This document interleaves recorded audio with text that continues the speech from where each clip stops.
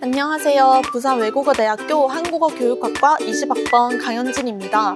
저는 어릴 때부터 소심하고 부끄러움을 많이 타는 성격이라 교육적으로 진로를 정했을 때 발표도 제대로 못하는 내가 많은 학생 앞에 서서 수업을 할 수 있을까 하는 걱정을 많이 했습니다. 하지만 걱정만 하기보다는 스스로 변화해보자 마음먹었고 변화하기 위해 노력했습니다. 수업을 들을 때는 먼저 나서서 발표를 했고 친구들을 앉혀놓고 수업 시연을 하기도 했어요. 또 혼자 집에 있을 땐 발표 영상을 찍어 내 모습이 어떤지, 어떻게 수정해야 하는지 확인하고 마음에 들 때까지 연습했어요. 어떤 날은 제 생각처럼 잘하지 못해서 수상할 때도 있었지만 제가 내린 방법은 잘할 때까지 열심히 노력하는 것이었습니다. 이런 사소한 노력이 조금씩 저를 변화시켰고 지금도 여전히 다른 사람들 앞에서 이야기하는 것이 긴장되긴 하지만 예전만큼 힘들지는 않게 되었습니다. 이렇듯 저는 저의 틀을 깨고 어려운 점들을 극복해 나가면서 더욱 단단해지고 성장하고 있습니다. 그리고 미래에는 지금보다 더 나은 제가 되기를 꿈꾸고 있습니다. 저는 중고등학생 때 유아교육, 사회복지, 국어 국문에 관심은 있었지만 진로로 결정하는데 확신은 없었습니다. 처음엔 부산외대 한국어문화학부가 국어국문학과인 줄 알았어요. 하지만 국어국문학과와는 다르게 한국어문화학부는 외국인을 위한 한국어 교연을 양성하는 과임을 알게 되었고 이 점이 오히려 저에게 더 매력적으로 다가왔습니다. 다문화 과정의 아이들을 교육하게 되면 유아교육이, 외국인 노동자를 대상으로는 사회복지를, 한국어를 가르치는 것은 국어국문이니 제가 관심을 가진 세 가지 영역을 다 다룰 수 있다고 생각했어요.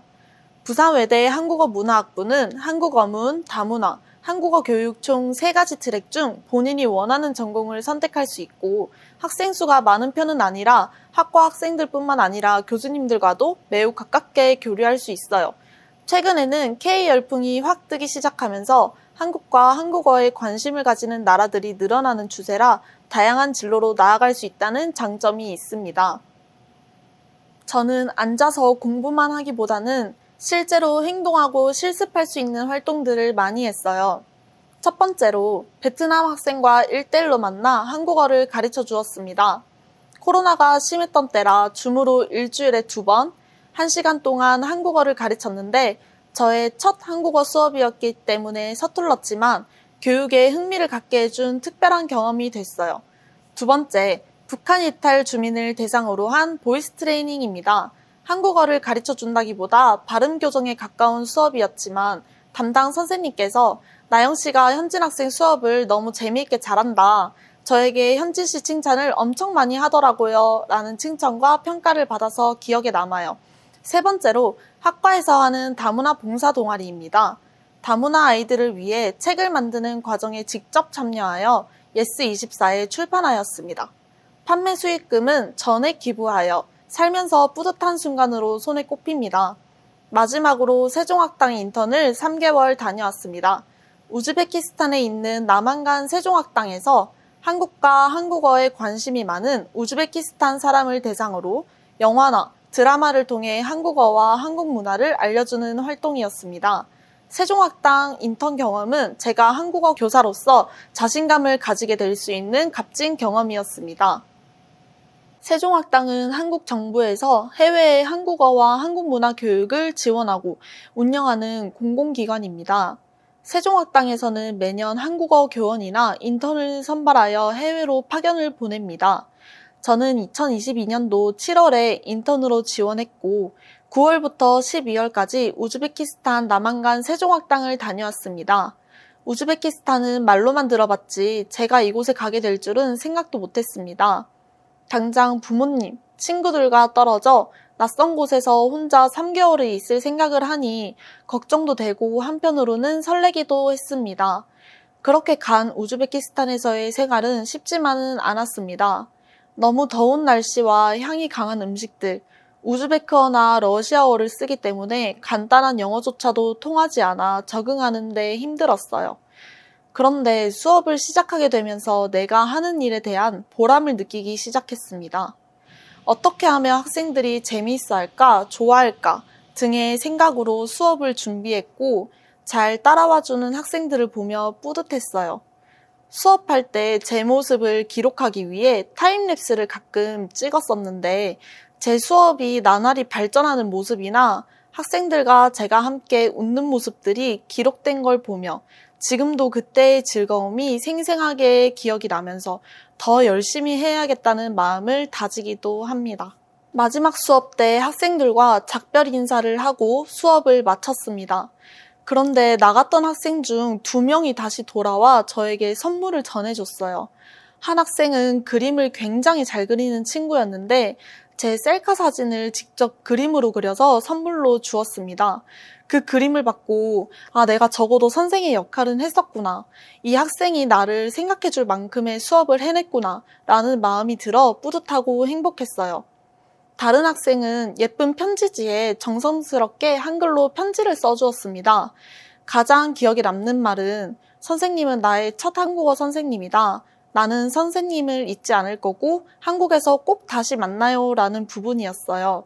선물을 받은 뒤 2 학생을 안아주었는데 학생들도 저도 눈물이 났습니다.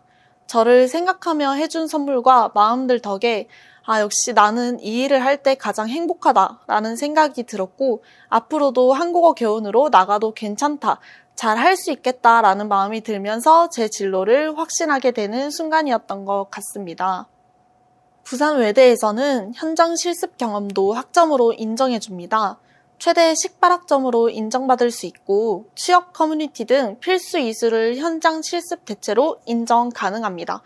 게다가 저는 실습을 해외로 나가서 왕복 비행기 비용을 지원받기도 했습니다. 이처럼 우리 학교는 해외 지원 프로그램을 많이 지원해줍니다. 또한 본인이 원하면 교환학생 지원 등 해외로 나가 경험을 쌓는 좋은 기회를 가질 수 있는 것이 부산외대의 큰 장점입니다. 또 학교 이름만큼 외국인 친구들이 많아서 다양한 언어로 소통할 수 있고 외국 문화에 대해서도 경험할 기회가 많은데 잘 활용한다면 학교 생활의 만족도는 100% 이상일 거예요. 저는 현재 졸업을 앞두고 학업에 조금 더 신경 쓰며 졸업 후 취업이 가능한 국내 기관을 틈틈이 찾아보고 있습니다. 해외에서 다양한 경험을 하며 한국어를 가르치는 일도 좋지만 혼자 있는 것에 외로움을 많이 타는 저는 따뜻한 가족과 친구들 옆에서 일하고 싶어 국내 한국어 학당이나 다문화 센터를 희망하고 있습니다. 저 또한 타지에서 어려움을 겪어봤기 때문에 한국에서 외로움을 겪는 외국인이나 다문화 가족들이 한국에서 잘 적응할 수 있도록 도와주고 싶어요.